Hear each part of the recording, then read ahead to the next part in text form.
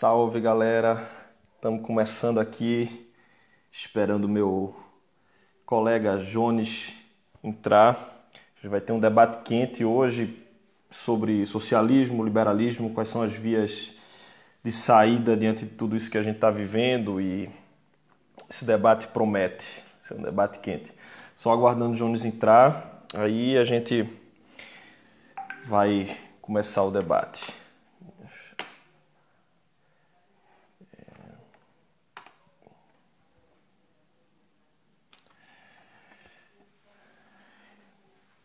O pessoal está entrando aí, para o pessoal que está chegando, daqui a pouco a gente começa essa live super instigante. Aí eu estou bem entusiasmado aí para esse debate, querendo conversar mais aí com o Jones e colocar uns contrapontos. Enfim, o negócio é a gente dialogar, a gente está precisando, acho que ampliar o imaginário político, né?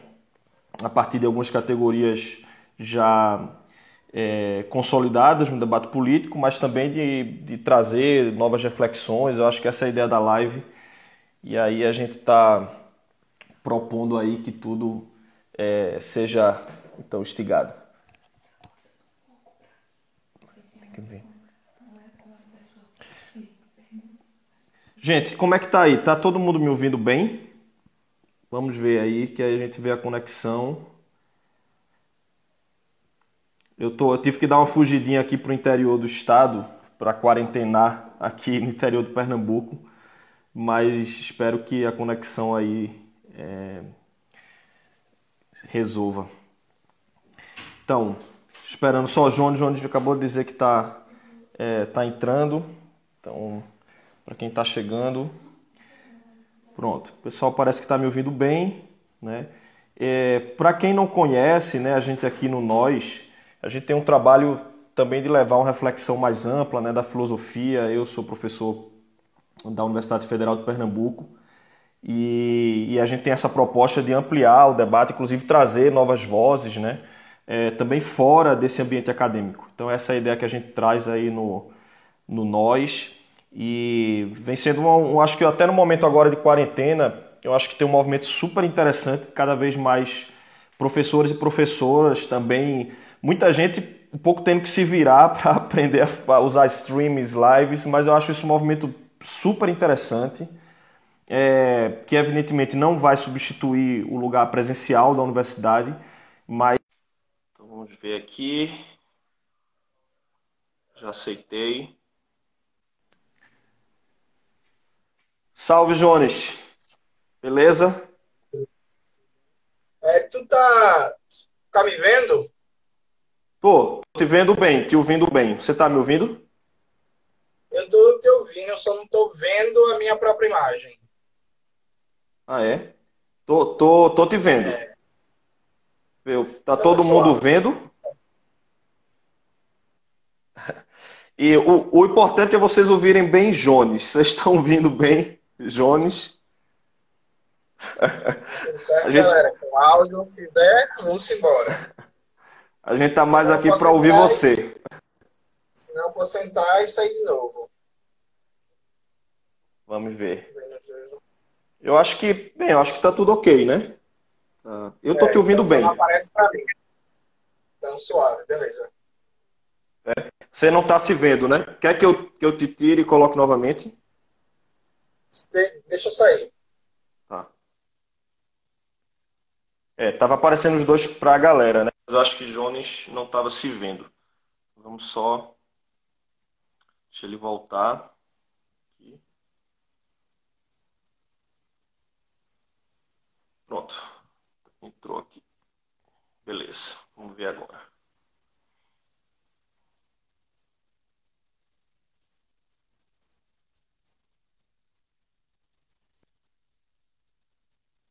Tá entrando.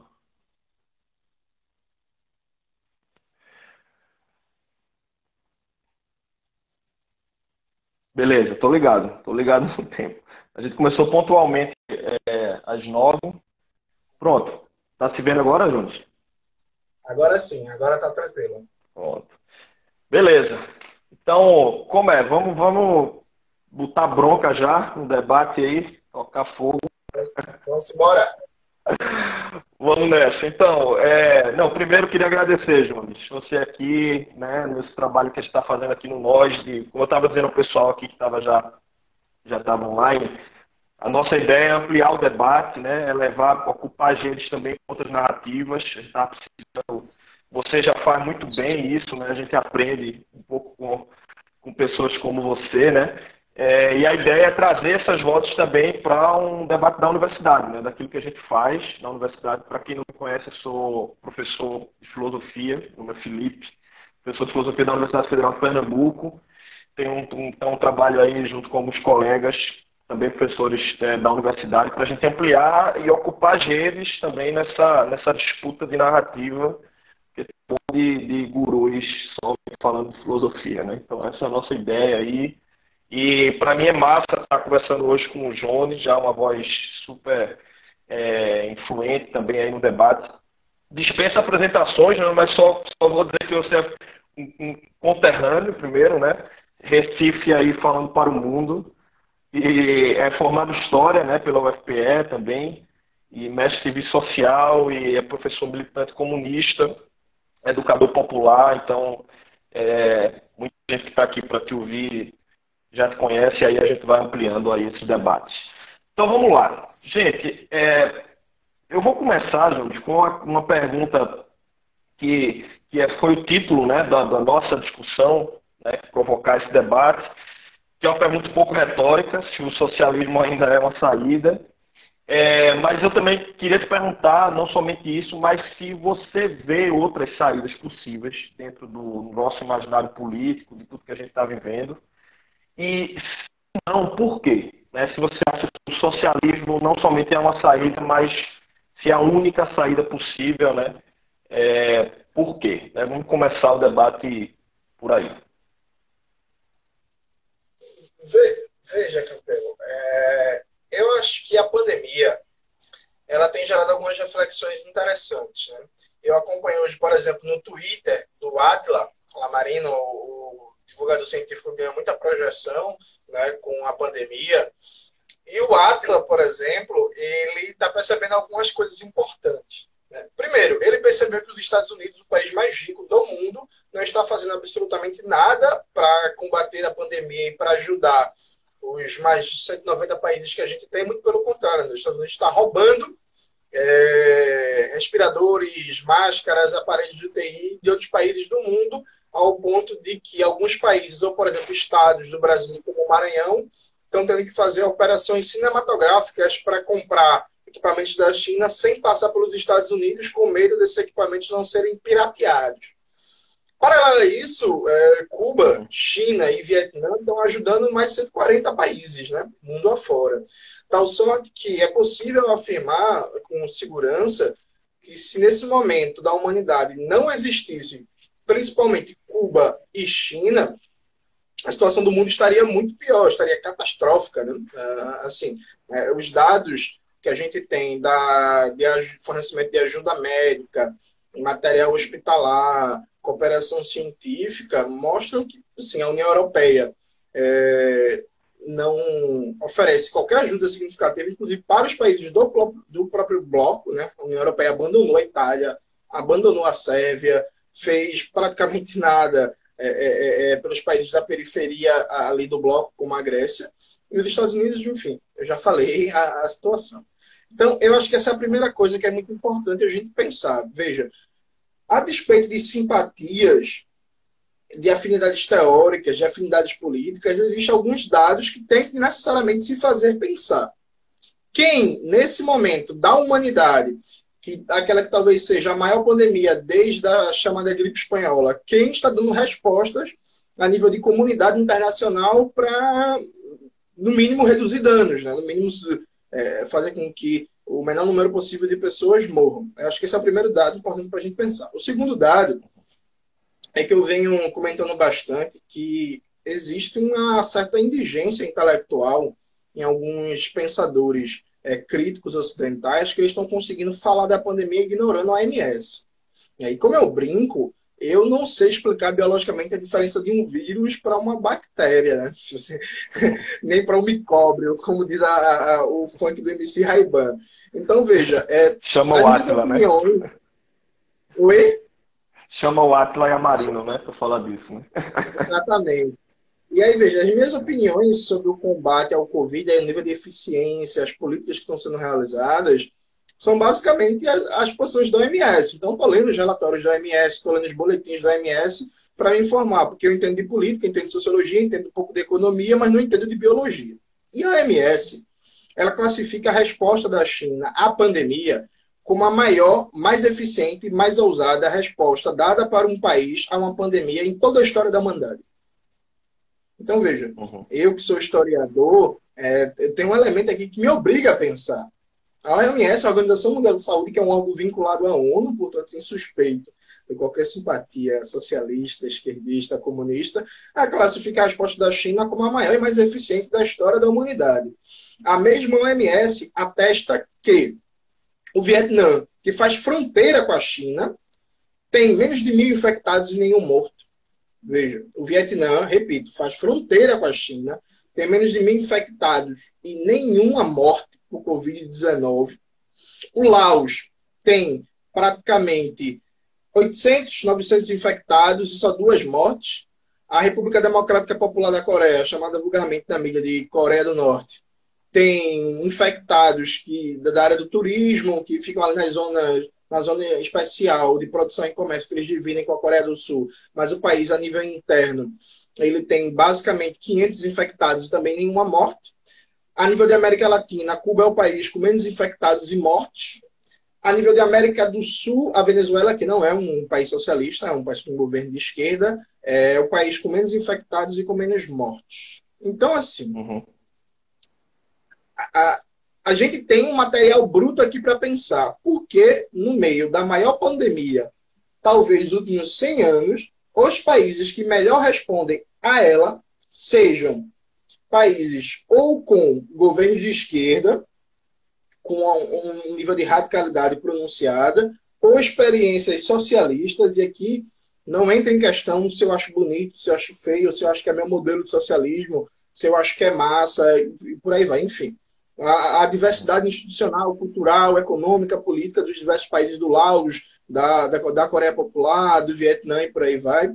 Ou então, países que eu particularmente não sei se a China ainda hoje uma experiência socialista ou não, mas para mim está muito claro que a China tem um tipo de economia diferenciada em que a burguesia chinesa não controla a dinâmica do processo produtivo tal qual acontece nas economias capitalistas ocidentais. Então, Uhum. tem algo aqui. Eu discordo muito de certos pensadores que vêm colocando. Eu estava até mais cedo formulando uma aula que eu vou dar para o meu curso online. Eu peguei um texto do Byung-Chul Han, em que Uhum. ele fala que a eficiência asiática é porque eles têm uma mentalidade autoritária e que eles não têm um apreço pela liberdade como têm os europeus. Esse tipo de explicação, além de francamente eurocêntrica, né, e que vários autores vêm mobilizando, o Zizek falou algo parecido, o Tony Negri falou algo parecido, o Agamben falou algo parecido, ela, além de ser uma explicação eurocêntrica e, no limite, racista, né? Porque se atribui um valor ultrapositivo à liberdade e se afirma que um continente como um todo, que é inclusive o continente mais populoso, mais povoado do mundo, a população desse continente não tem apreço pela liberdade, ela é uma explicação simplista, porque, veja, se a gente toma como pressuposto de que o resultado positivo de países como China, como Coreia do Sul, Coreia do Norte, Taiwan, Laos, Vietnã, é o autoritarismo, então a gente está dizendo que os Estados Unidos e o Brasil, por exemplo, não são países autoritários. Né? Assim, Uhum. Uhum. os números da tragédia humanitária aqui nos Estados Unidos, pô, então eles não são países autoritários, fora que categorias como autoritarismo e apreço à liberdade não dizem muita coisa, né? Uhum. Na verdade, É. eu compreendo como formas preguiçosas de você obliterar as particularidades de cada país, de cada formação social, em vez de fazer uma pesquisa concreta sobre os mecanismos institucionais mobilizados para contra a pandemia, você joga uma palavra bonita e que todo mundo vai achar legal e não precisa ir lá explicar muita coisa. Acho que a primeira coisa a se dizer é que, veja, o socialismo, por mais longe de alguns ideais que se colocam na tradição marxista, porque a tradição marxista tem uma visão do socialismo, ao meu ver, muito messiânica, de fim do Estado, fim do mercado, fim do dinheiro, fim da religião, fim das classes sociais imediatamente, fim da divisão social do trabalho, por aí vai. Minha visão do socialismo não é essa. Por mais que se afaste de algumas certas visões marxistas, ele está mostrando na prática a sua superioridade, né, enquanto elemento civilizatório. E aqui eu acho que, assim, tem pouco a se contestar. Muito pelo contrário. Me parece, eu até gravei um vídeo para o meu canal sobre isso, da semana que vem, que a tentativa de colocar esses resultados positivos, todos eles atestados pela OMS, porque alguém pode estar pensando assim, Jones, mas a China é uma ditadura, mas a Coreia é uma ditadura, e aí como é que a gente vai saber se os dados são confiáveis? E aí vem um elemento que eu sempre brinco. Se você está duvidando dos dados da OMS ou da Universidade Johns Hopkins, que vem acompanhando a evolução do Covid na América Latina e nos Estados Unidos, e a Universidade Johns Hopkins, junto com a OMS, que atesta que a Venezuela é o país com menos contaminados na América do Sul e Cuba com menos contaminados na América Latina, tem que mandar um e-mail para a OMS alertando eles, né? Alô, OMS, eles são comunistas, eles mentem e tal, não dá para confiar neles. Leia 1984, de George Orwell, enfim, é isso. Então, me parece que, na prática, o socialismo está mostrando um elemento civilizatório superior ao capitalismo. Que esse socialismo hoje não empolga muita gente no Ocidente, na América do Sul, na Europa Ocidental, na América do Norte, que é um fato dado, e a gente teria um longo percurso de debates para explicar, para chegar ao âmago da questão, porque, por exemplo, o grosso da esquerda ocidental, depois que o Vietnã venceu os Estados Unidos, ignora a existência do Vietnã. O Vietnã só era interessante enquanto era um país destruído, atacado pela maior máquina de guerra que a humanidade já viu. Depois que o Vietnã conseguiu vencer e finalmente conseguiu, depois de 35 anos, construir uma escola sem com a bomba, destruir imediatamente, a esquerda ocidental, por exemplo, virou as costas para o Vietnã. Ou nada sabe sobre a Coreia do Norte, repetindo, inclusive, caricaturas as mais grosseiras da vida. Por que isso acontece, a gente teria um longo debate. Mas, inicialmente, eu diria o seguinte para ti. Me parece muito claro que o socialismo, na prática, está mostrando o seu elemento civilizatório superior ao capitalismo. E, ao contrário de certos pensadores como Slavoj Zizek, eu não acho que a pandemia, conjugada com a crise capitalista, ela abre a possibilidade de resgatar de um projeto futuro em todo, descolado do real imediato, de um projeto comunista. Eu acho que o socialismo que existe hoje já está mostrando essa superioridade civilizatória. A ideia do Giz é de tentar buscar, a partir disso, né, uma lição para um outro imaginário político. Né? Eu acho que se a pandemia tem trazido uma lição, né, nisso tudo, é que a aposta que foi feita em mais mercado, menos Estado, ela é completamente fracassada. Né? Assim, na verdade, o que a gente tem ver hoje é Espanha, o próprio Brasil também, né, indo atrás dos serviços privados de saúde e pegando os leitos, né? Ou seja, você tem uma maior intervenção estatal, não tem como pensar, eu acho, inclusive de uma perspectiva somente nacionalista. Eu acho que essa, inclusive, perspectiva estatal tem que ser transnacional, né? Porque são problemas que, enfim, não se resolvem dentro de uma fronteira, né? Mas eu acho que, inclusive, o Agamben, né, quando se falou dele, né? É muito interessante que o discurso dele, eu até escrevi um artigo criticando esse recorte até, que eu acho de circulação de poder, inclusive dentro de quais os filósofos hoje têm relevância nesse debate. Até saiu na Folha de São Paulo, o que é que os grandes filósofos têm para dizer sobre a pandemia. Não tinha ninguém no Brasil, pouquíssimas mulheres, poucos negros, enfim, era um recorte muito eurocêntrico, muito específico. E o curioso disso tudo, né, quase que irônico, é que o discurso do Agamben, de que falando de invenção da pandemia, né, no início, isso aí é tudo uma forma de legitimar maior vigilância e maior intervenção do Estado, esse é um argumento apropriado hoje pela ultradireita. Quem hoje está querendo dizer, isso aí está vendo o Estado impedindo minha liberdade de ir e vir.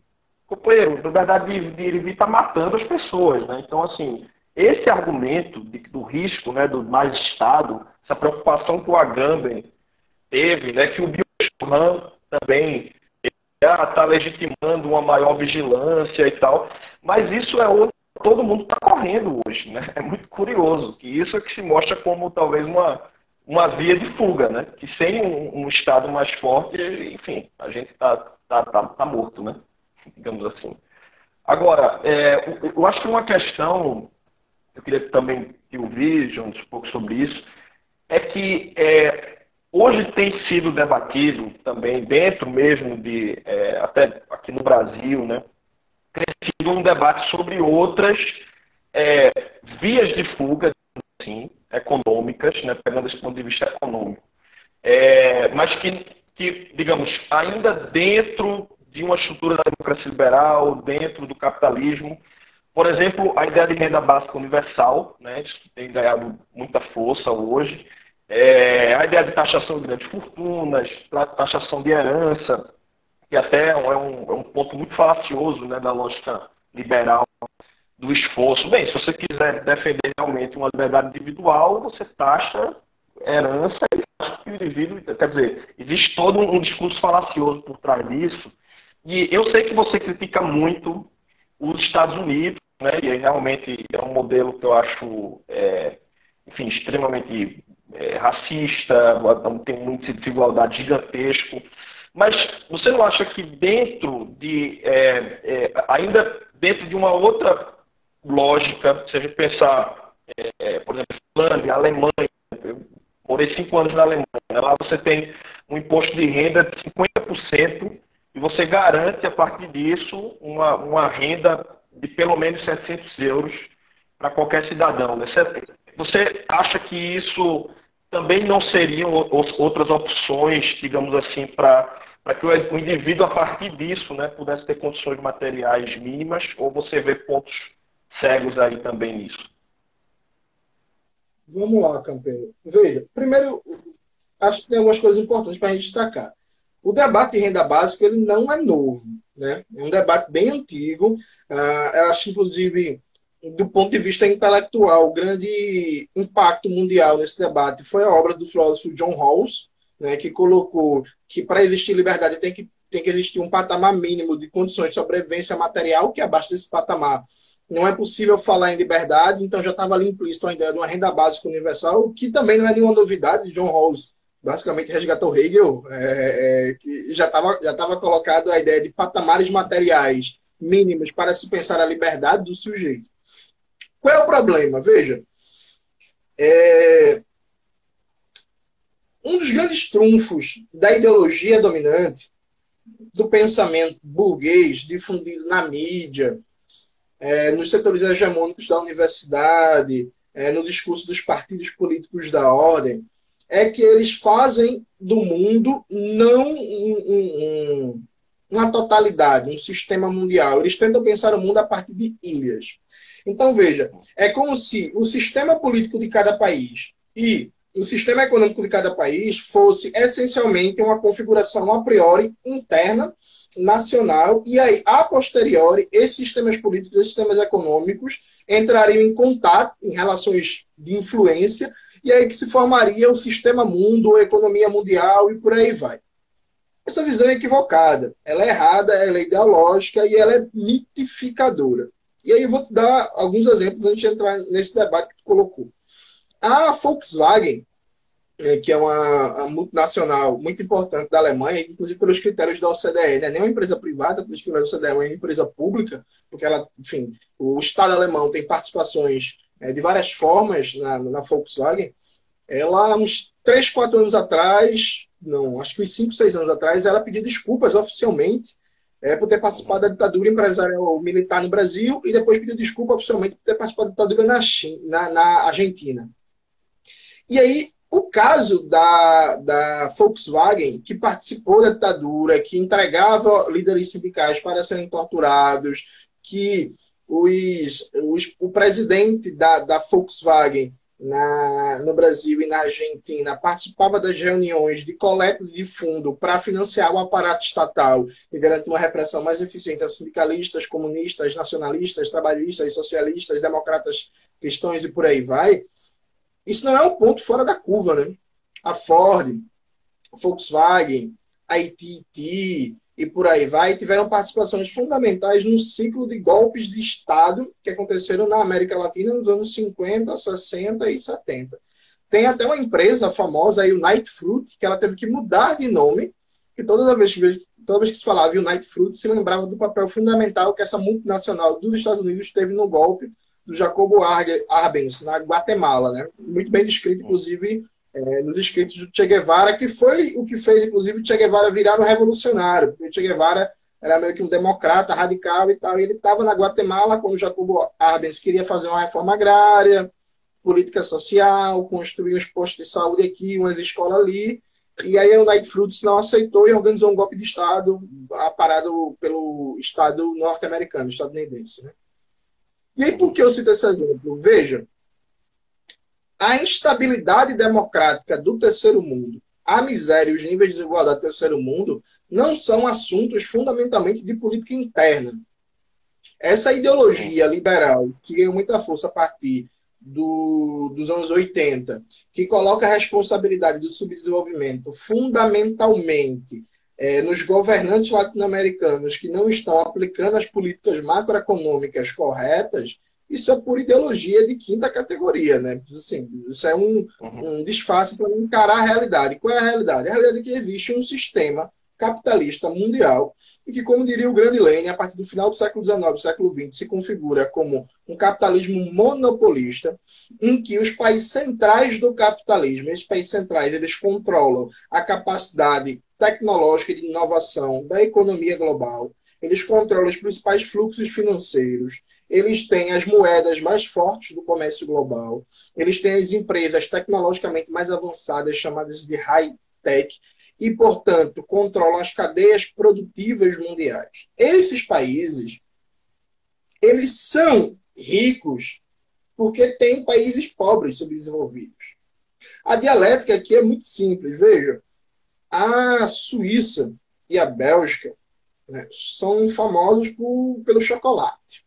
Chocolate que eles produzem e que eles exportam. Só que aí a gente nem precisa pensar muito para saber que cacau é uma planta tropical, né? E que na Suíça e na Bélgica não dá cacau. E aí, veja, Gana e Costa do Marfim são os maiores produtores de cacau do mundo. Costa do Marfim tem 4 milhões de agricultores vivendo numa situação de abaixo da linha de pobreza instituída pelo Banco Mundial. E esses 4 milhões de agricultores que produzem cacau garantem uma exportação de cacau a baixíssimo preço para a Suíça e para a Bélgica. Esses países processam o cacau, fazem o chocolate, exportam para o mundo todo com altíssimo valor agregado. Para se manter a taxa de lucro que a indústria alimentícia da área do chocolate da Bélgica e da Suíça tem, isso depende da exploração sistemática da produção de agricultores, da agricultura familiar, em Gana e Costa do Marfim. Então, nem todo mundo pode ser a Suíça e a Bélgica, não. Alguém tem que ser Gana e Costa do Marfim. Sabe? Assim, objetivamente. Nem todo mundo pode produzir computadores, microchips, máquinas e equipamentos modernos avançados, controlar a produção de patentes, de alta tecnologia, serviços de engenharia complexos. Algumas pessoas têm que ser consumidores de tecnologia. Algumas pessoas, não, alguns países, né? Como é o caso do Brasil, por exemplo. Então, veja, existe uma hierarquia no sistema mundial capitalista. E que essa hierarquia ela é reproduzida economicamente a partir de uma própria dinâmica das relações econômicas, né, como diria o grande André Gunder Frank. O subdesenvolvimento deixado por si só gera só mais subdesenvolvimento, mas essa hierarquia é mantida também na base da bomba, do golpe de Estado, da invasão militar. Né? Então, não é à toa que os Estados Unidos têm mais de 800 bases militares pelo mundo. A guerra do Iraque, muito se falou do petróleo, quando Bush invadiu o Iraque com base numa mentira institucional de que o Iraque tinha armas de destruição em massa, e que todo mundo sabia que era mentira, mas o governo, o Congresso, a Suprema Corte, a CIA, o FBI, enfim, se criou toda uma mentira institucional para isso. Se falou muito do petróleo, mas não era só o petróleo. A economia do Iraque era mais ou menos fechada para os monopólios globais, porque o Saddam Hussein, historicamente, fez um governo de direita, mas um governo nacionalista com um alto grau de investimento em política social. Tanto que o Saddam Hussein chegou a receber um prêmio no plenário da ONU por combate à mortalidade infantil e aumento da expectativa de vida, porque ele criou somente o melhor sistema de saúde de todo o Oriente Médio, sabe? E aí, veja, a economia do Iraque era bem fechada aos monopólios e, particularmente na agricultura iraquiana, a Bunge e a Monsanto não estavam presentes. Então, as cadeias produtivas da agricultura iraquiana eram basicamente de empresas nacionais. Quando os Estados Unidos invadiu o país, provocou a morte de mais de 4 milhões de iraquianos, uma das primeiras coisas que aconteceu foi que a Bunge e a Monsanto entraram. Então, se abriu a economia na base da bala. Do mesmo jeito que aqui no Brasil, quando o governo João Goulart queria instituir uma lei de remessa de lucros, que obrigava as empresas multinacionais aqui instaladas a reinvestir na economia nacional, no mínimo 25% do seu lucro, que é um valor, inclusive, ridiculamente baixo, o resultado foi uma articulação para um golpe de Estado e uma ditadura que durou 21 anos. O que eu quero dizer com tudo isso? Renda básica universal não vai remediar nenhum dos problemas fundamentais do povo. E a gente já tem uma prova disso, que é o nosso Bolsa Família, que funciona não com a integralidade que se propõe a proposta de renda básica universal, mas funciona nos modelos do que seria o programa. Pessoas abaixo de determinada condição recebem um aporte de recursos do governo, considerando, dentro da perspectiva liberal, que a partir de X valor de renda, o mercado vai lhe propiciar consumir todos os bens e serviços necessários à sua sobrevivência. Isso não remedia desenvolvimento, não remedia dependência, desigualdade brutal, concentração de propriedade, violência policial, racismo e, diria mais, todas essas propostas social-liberais, propostas com preocupação social, mas formuladas dentro do âmbito do liberalismo político e econômico, elas são boas para criar nichos privilegiados dentro de determinada população. Privilegiados não privilegiados é a palavra ruim, nichos da população que conseguem melhorar um pouco sua condição de vida, mas que não resolve o problema estrutural. Qual é a prova disso? Política de cotas do governo petista. A política de cotas do governo petista foi ótima para mim. Entrei na universidade, fiz mestrado e por aí vai.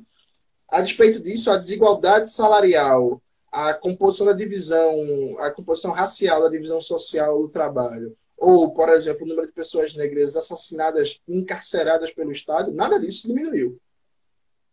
Muito pelo contrário, se aprofundou.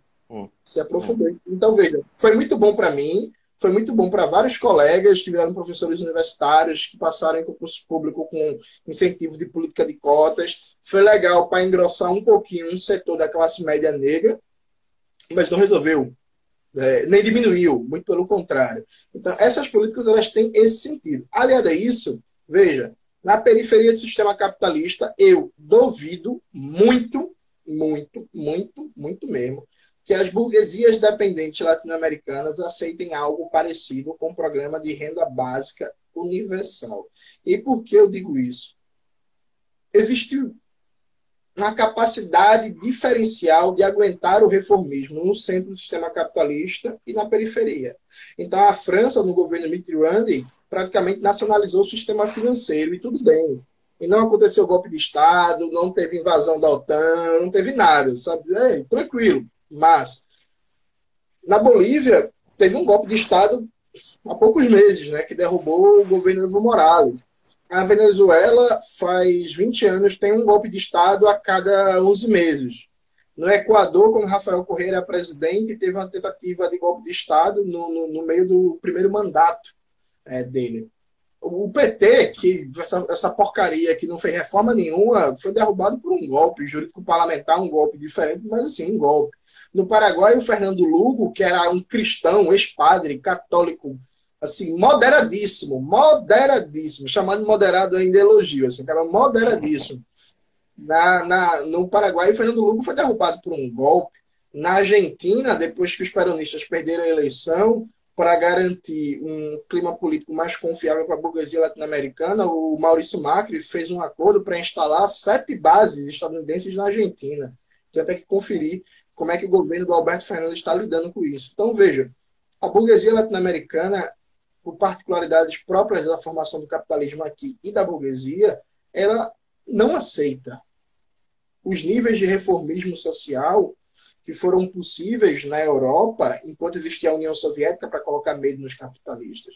Esse debate de renda básica universal é muito legal, a obra do Piketty muito legal, tudo isso é muito massa, mas isso na América Latina, isso só vem se a gente tomar o poder. E se a gente tomar o poder, não vai ser para fazer renda básica universal, vai ser para fazer algo simples. Até hoje não funcionou, né? Até hoje nada disso foi aprovado, você tem ainda... Você não consegue... taxar lucros e dividendos, enfim. Então, realmente você vê uma resistência que, quer dizer, se isso já tivesse sido, já poderia ter sido resolvido. Né?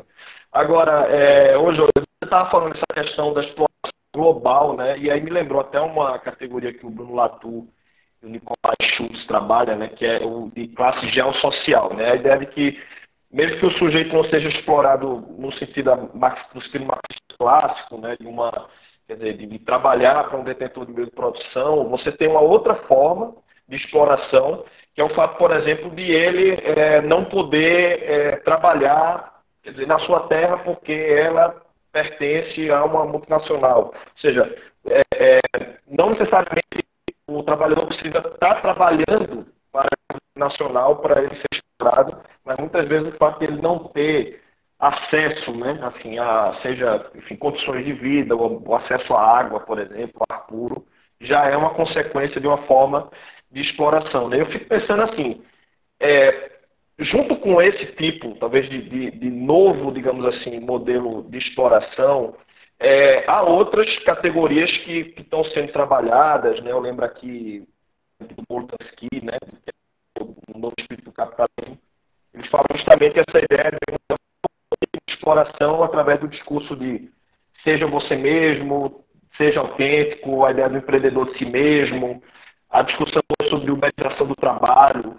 Ou seja, essa figura parece que você não tem nem mais um Estado a quem recorrer, você não tem patrão, mas você não deixa de ser explorado de diferentes maneiras. Né? Seja, quer dizer, por não ter acesso ao trabalho, né? Não poder sobreviver dentro daquelas condições de onde você vive, mas também de ser uma espécie de patrão de si mesmo e ser explorado até mais do que seria se você fosse um trabalhador assalariado, digamos assim. Né? A minha pergunta é a seguinte, as categorias clássicas, né, do marxismo, como proletariado, luta de classes, você acha que ela resiste dentro dessa, talvez, novas formas de exploração, né, como hoje, talvez o capitalismo se reinventa, né, para explorar ainda mais, ou você acha que é preciso repensá-las? Veja, Campelo, eu venho trabalhando há muito tempo, eu converso muito isso com o Eribaldo, volta e meia eu fico perturbando o juízo dele, dizendo que os autores que ele trabalha têm uma compreensão histórica da modernidade problemática. Vou resumir basicamente a ideia. Do final do século XV para começo do século XVI, começa um período que o Domênico Losurdo chama de Era Colombiana. Não só ele, como vários autores. Né? O Giovanni Arrighi também, o Berkeley falava isso. Então. Era Colombiana, que é basicamente quando os estados europeus ali da Península Ibérica, Espanha e Portugal, colonizam um território que vai ser chamado de América, e do século XVI em diante, você tem uma longa duração histórica de expansão colonial ocidental, em que, como diria o Tocqueville, em tons líricos, comemorando quando as potências ocidentais conseguiram colonizar a China na Primeira Guerra do Ópio, 1/4 da humanidade domina todo o mundo e é um momento glorioso para a raça europeia. Então, esse colonialismo ocidental, e que é fundamento do processo de acumulação primitiva de capital, e que dá origem ao capitalismo, ele, na fase imperialista, em que o colonialismo ele ganha um novo impulso e formas de ressignificação econômica, política e ideológica, controla todo o globo. Se a gente imaginar como era o mundo no começo do século XX, por exemplo, vamos imaginar como era o mundo em 1910. 1910 está a África todinha, com exceção da Abissínia, colonizada. E a Abissínia vai ser colonizada depois pela Itália fascista. Então, tá a África todinha colonizada. A Ásia está praticamente toda colonizada, e quando não colonizada por potências ocidentais, está colonizada pelo próprio Japão, que depois do processo de restauração Meiji e desenvolvimento do capitalismo lá, se transformou também numa potência colonial. A Oceania está praticamente toda colonizada, e os países que não eram colonizados, como é o caso da Austrália, na prática era uma neocolônia da Inglaterra. Você olha para a América Central, está praticamente todo mundo colonizado. Você olha para a América do Sul e a América do Norte, são países que têm uma soberania formal, mas, como diz muito bem, eu acabei de esquecer o nome do autor, Raul Scalabrini Ortiz, são colônias na prática da Inglaterra. Né? O Lenin até dá um exemplo, no Imperialismo, a etapa superior do capitalismo, o Lenin fala que existem 3 categorias básicas de países na periferia do sistema. São colônias, semicolônias e países dependentes. Países dependentes, para eles, são países que têm autonomia jurídico-política, mas, de fato, dependem do ponto de vista econômico, financeiro e militar de uma potência que os domina. No caso, no período de 1910, era a Inglaterra, que tem uma proeminência gigantesca sobre toda a América Latina. Então, quando você para pensar, veja, a maioria da população mundial não era explorada enquanto proletariado. A maioria da população mundial era explorada enquanto colonizado. Porque, assim, né, é sempre importante lembrar que a maioria da população mundial sempre esteve em Ásia e África. Então, só na China, em 1910, a China, dividida pelas potências ocidentais e pelo Japão, tinha 400 milhões de habitantes. Era a maior população do mundo. Depois vinha a Índia, colonizada pela Inglaterra. Então, veja, vários autores, como o David Harvey, que fala de novo imperialismo, eu não conheço o autor que você citou, o Bruno Latour, mas Harvey... O Zizek até fala um pouco disso também, dessa questão. Pronto, Harvey, Negri, Zizek, por aí vai.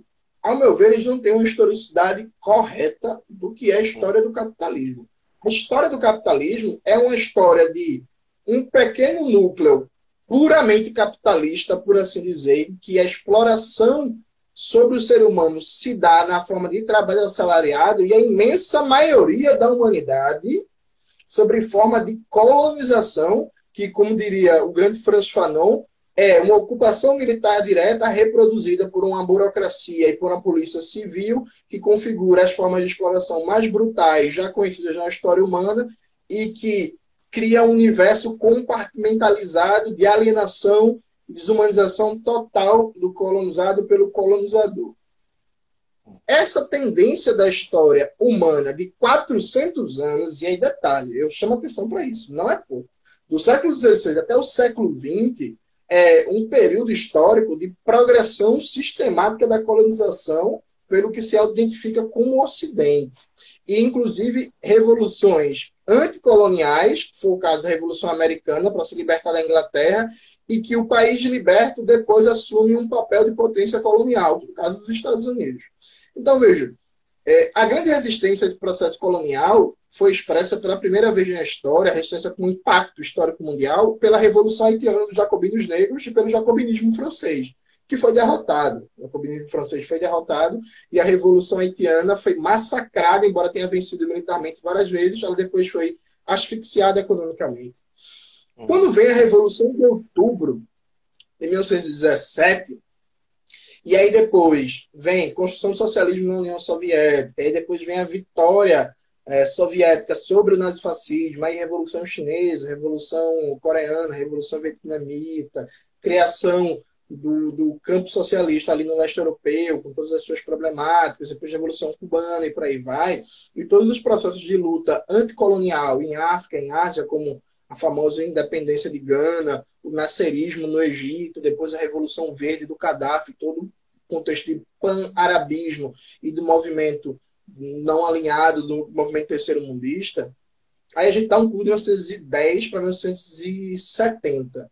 1970, a gente pode dizer que é a primeira vez na história da humanidade, depois do século XVIII, né, porque do século XVI em diante é uma progressão constante do domínio colonial ocidental, e aí a partir do século XVIII começa a ser devorado a Pérsia, a Índia e a China, que é onde estava o grosso de contingentes populacionais. Do século XVIII em diante, está todo mundo colonizado praticamente, e isso vai se completar na virada do século XIX para o século XX. Então, em 1970, a gente tem uma situação que é a primeira vez na história da humanidade, em décadas, em que a maioria da população explorada se dá por uma relação capitalista normal, de trabalho assalariado, que tem perspectivas de construir direitos sociais e econômicos, que está construindo ou acabou de construir uma estrutura jurídico-política de um Estado em que é possível reivindicar a cidadania, porque numa situação de colonização não existe cidadão, não existe cidadania para o colonizado, e que o que a gente entende como forma normal de capitalismo é que, na verdade, se consolida, que a maioria da população destituída dos meios de produção está na condição de trabalhador assalariado livre como um pássaro para voar, como Marx colocava no Capital, que é alguém que tem reconhecimento enquanto sujeito de direito, né, e que vem sua força de trabalho para sobreviver. Anos 70 foi a primeira vez na história da humanidade. Então, veja, quando se fala de trabalhadores que têm sua terra expropriada, que têm seus recursos naturais expropriados, isso não é novo. Isso, pelo contrário, isso é a história do capitalismo que sofre um baque gigantesco com Revolução de Outubro de 17, vitória soviética sobre o nazifascismo e aí depois a expansão da Revolução Socialista e da Revolução Colonial pelo mundo. Como a gente bem sabe, a partir do final dos anos 80, todo esse processo histórico gigantesco de emancipação é derrotado e aí o capitalismo assume a sua tendência histórica normal sem a contratendência do movimento comunista. Qual é a tendência histórica normal? O capitalismo se configura necessariamente como um polo de produção na sua forma de relação assalariada mais pura, com uma periferia gigantesca do mundo em condições semi-serviços coloniais e, no caso, agora, até porque não é possível fazer um simples retorno ao passado, já diria Hegel, né? Nenhum processo de restauração é um processo de retomada do que foi, né? A retomada, a regressão civilizacional considera o que foi transformado, então a gente não vive formas de dominação colonial como vivia no século XIX, a gente vive formas de dominação neocolonial, mas que, guardadas as particularidades históricas, reproduzem o que era o capitalismo mundial antes da Revolução de Outubro e da vitória de Stalingrado. Então, quando se fala em novas formas de exploração do capitalismo, eu não consigo ver novas formas. Eu consigo ver o capitalismo seguindo o seu curso normal, sem um elemento civilizacional que foi o campo socialista e a Revolução de Outubro. Porque, note, Campelo, a palavra racismo ela não tinha conotação negativa até os anos 40, do século passado. Isso, em termos históricos, isso é ontem, né? Isso faz, assim, 80 anos. A palavra racismo significava uma necessária separação entre as raças, porque existem raças superiores e raças inferiores.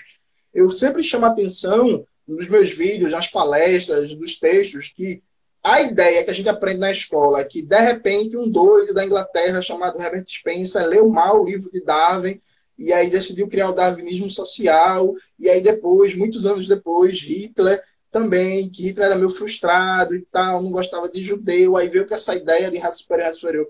Essa explicação é falsa. A história ocidental é uma história de construção de uma ideia de superioridade racial, em que a imensa maioria da humanidade não é nem sequer considerado humano, e isso era ultra difundido no mundo todo. Então, enquanto existiu o nazifascismo na Europa, os Estados Unidos têm um Estado racial, regime de segregação racial Jim Crow. Na Argentina, tinha leis eugênicas. No Estado Novo, varguista, no Brasil, o período tinha leis eugênicas. Na Bolívia, tinha leis eugênicas. No Peru, também. No Japão, também. Na China colonizada, também. Angola, Moçambique, Líbia, Argélia, Índia, etc, etc, etc, etc, etc. Todos esses lugares tinham ideia de supremacia racial. A gente só conseguiu colocar como discurso oficial da humanidade que o racismo é algo ruim, que todos os seres humanos são genuinamente iguais por serem seres humanos, realizar a promessa liberal burguesa do direito natural, de que todos têm direito só pelo fato de serem seres humanos, quando a União Soviética venceu o nazifascismo na Declaração dos Direitos Humanos da ONU, a ONU considerou o racismo algo ruim que deveria ser combatido. Até então, só a Constituição Soviética de 1936 foi o primeiro documento moderno a considerar que racismo era algo ruim que deveria ser combatido. Antes disso, o mundo todo é tratado como normal a inferioridade racial intrínseca de determinados contingentes populacionais. Então, o que eu vejo hoje é basicamente um capitalismo sem campo socialista. É por isso que não tem mais estado de bem-estar social, é por isso que cresce pra caramba o fascismo, é por isso que, por exemplo, o salário médio dos trabalhadores dos Estados Unidos está congelado há 40 anos, é por isso que na União Europeia direitos como a aposentadoria são cada vez mais cortados, é por isso que a expropriação direta e a apropriação de terras, de recursos naturais dos países do terceiro mundo é cada vez mais intensa, esses países são cada vez mais dependentes do ponto de vista científico-tecnológico, não tem mais campo socialista.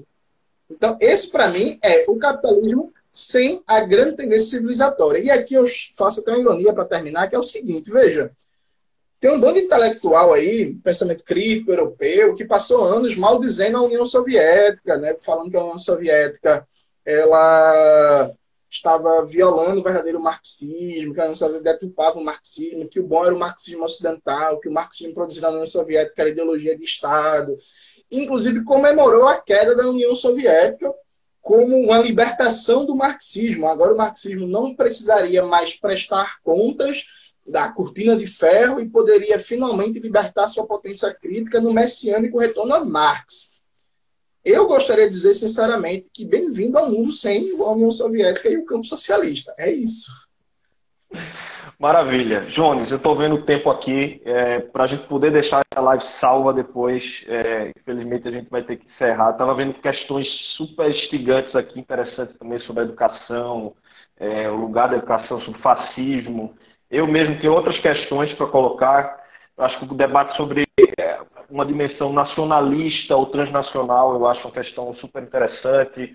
Questão dos partidos, enfim, tinha muita coisa para a gente conversar. A gente provavelmente vai ter que marcar outra live aí qualquer dia para continuar essa conversa. Bora, vamos marcar para continuar. Maravilha. Então, agradeço aí. A gente vai estar disponível esse vídeo depois aqui no Insta, mas também no canal lá do Nós Coletivo, lá no YouTube. Então, sigam lá o canal, que a gente está com as discussões super instigantes lá também. E agradeço, então, Jones, eu sei que você está no meio do olho do furacão, todo dia uma live aí e tal, disputadíssimo. E valeu por estar aqui hoje com a gente. Ô Campeiro, só um aviso rápido para a galera, que eu lancei hoje um vídeo novo no canal, que é a negação do povo brasileiro, pandemia, extermínio e luta de classe, onde eu tento dar uma explicação e por que a burguesia brasileira está se comportando como está se comportando, mostrando que o comportamento do presidente Jair Bolsonaro não é porque ele é imbecil, fascista e ignorante, embora ele seja tudo isso, é uma representação dos interesses da classe dominante. Então, entrem lá no canal, quem não assistiu, e saquem um vídeo novo hoje, que ficou bom. E esse aspecto que eu debati aqui, sobre o que eu considero uma leitura da historicidade correta do capitalismo, vai ser tema do vídeo da semana que vem do meu canal. O tema do vídeo é o fim da era colombiana e a ascensão chinesa. Então, semana que vem tem vídeo lá no canal em que eu vou aprofundar um pouco essas ideias que eu debati aqui com o Felipe. Maravilha, gente. Então, siga aqui a gente no Nós, próximos vídeos. Eu já estou seguindo aí tudo que a gente está fazendo aí já há um tempo. Tem até que falar sobre o Hugo Chávez também, porque eles odeiam. Tem muita coisa para a gente continuar conversando. Gente, obrigado aí. Até a próxima aqui no Nós Coletivo. Tchau, tchau.